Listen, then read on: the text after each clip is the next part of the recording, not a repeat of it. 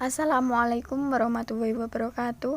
Hai teman-teman semua, kami akan menyampaikan sedikit tentang program kreativitas mahasiswa atau yang dikenal dengan PKM.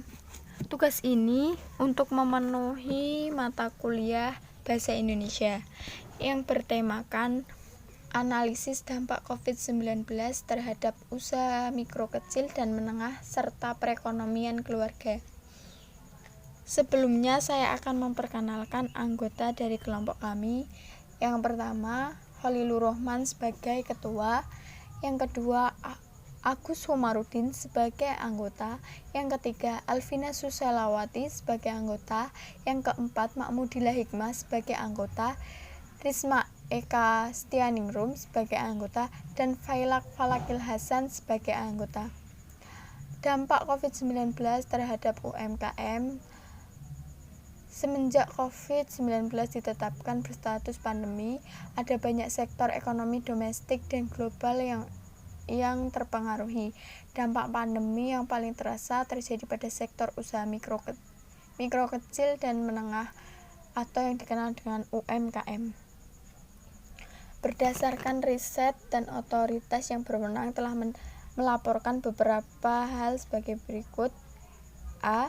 Dampak omset penjualan, bahwa tingkat penurunan yang terjadi pada rata-rata penjualan produk UMKM sebesar 50%. Penyebab terjadinya penurunan ini dipengaruhi oleh keputusan 58,8% UMKM untuk menurunkan harga produk dan jasanya untuk tujuan mempertahankan usaha sehingga keuntungan turun lebih dari 75%. B. Dampak pada permodalan, bahwa 40% UMKM telah gulung tikar sebagai imbas sulit mendapatkan modal kembali akibat pandemi COVID-19 ini. Dampak pada distribusi, bahwa sebanyak 20,1% UMKM mengalami hambatan distribusi akibat PSBB. Dalam pandemi ini, banyak pelaku UMKM yang gulung tikar disebabkan faktor yaitu adanya pembatasan sosial yang ditetapkan oleh pemerintah. Ini merupakan upaya untuk memutus persebaran COVID-19 ini. Yang kedua, pendapatan di bawah normal pandemi COVID-19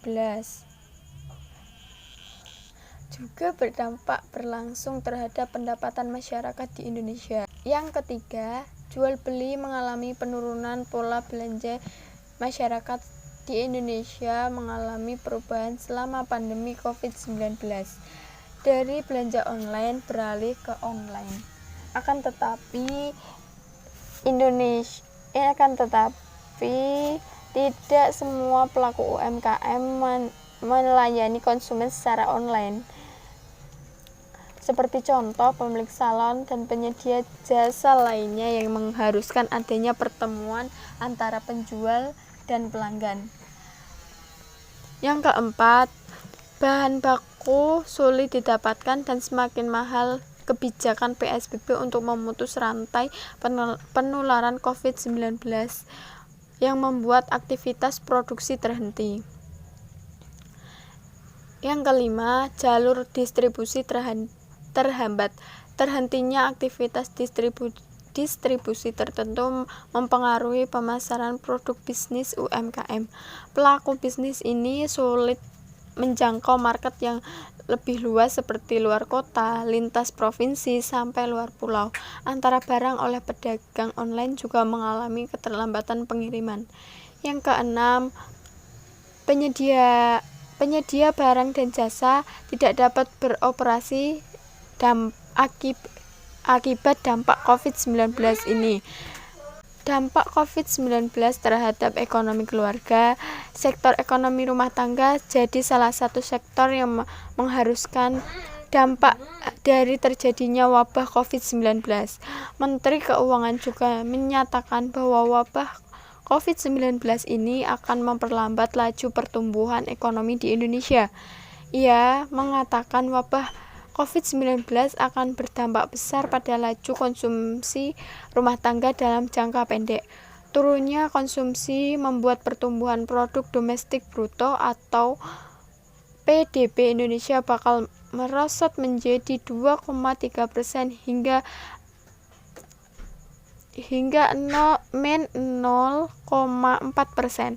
Angka ini jauh di bawah asumsi anggaran pendapatan dan belanja negara atau APBN pada tahun 2020 yang mencapai 5,3%.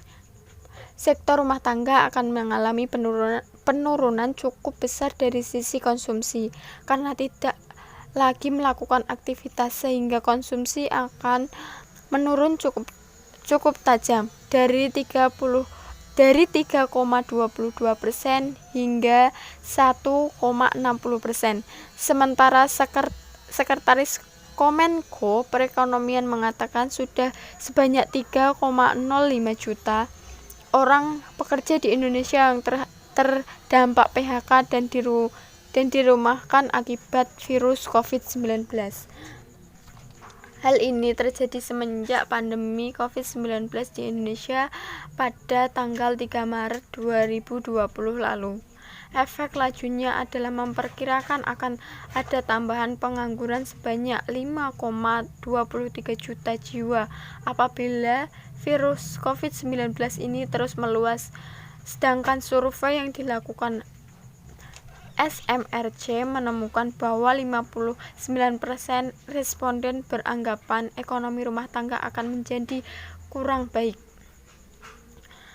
Padahal kebutuhan anggota keluarga beraneka ragam, seperti kebutuhan hidup, kebutuhan dana pendidikan, kebutuhan tak terduga, dan lain sebagainya. Apabila di PHK, maka kondisi-kondisi tersebut dijalani semakin memperburuk kondisi ekonomi rumah tangga pada saat ini. Kebutuhan dana pendidikan akan saja menekan psikologis seluruh anggota keluarga untuk segera dipenuhi. Kondisi ini berpeluang menciptakan situasi hidup tak lagi ditunjang dengan penghasilan yang memadai. Semakin tak ada penghasilan, maka semakin parah kondisi keluarga akibat mengalami pemutusan hubungan kerja atau PHK. Logikanya adalah ketika mem-PHK satu orang pekerja saja dapat menimbulkan efek yang berantai. Tepatnya adalah dengan mem-PHK seseorang pekerja, maka pendapatan orang tersebut akan hilang.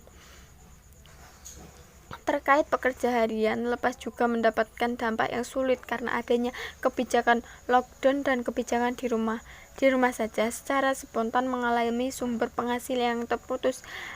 Dan kalau itu pun akan mengalami penurunan yang drastis. Dalam kondisi seperti ini, pekerja harian lepas yang memiliki keluarga diperhadapkan pada situasi kompleks, yaitu sangat terbatas penghasilan harian yang memperoleh dan keterbatasan ruang gerak dan mencari nafkah, sedangkan ketentuan hidup tak dapat ditunda. Kebutuhan konsumsi makanan bergizi untuk meningkatkan imun tubuh menjadi terganggu sehingga sangat rentan terjangkit COVID-19. Sekalipun ada stimulus bantuan pemerintah, namun itu bersifat seadanya dan bukan berkelanjutan, hingga pelaku ekonomi rumah tangga dituntut untuk menemukan cara kebutuhan hidup itu sendiri. Dan itu sedikit penjelasan dari PKM kami, kurang lebihnya mohon maaf dan terima kasih. Wassalamualaikum warahmatullahi wabarakatuh.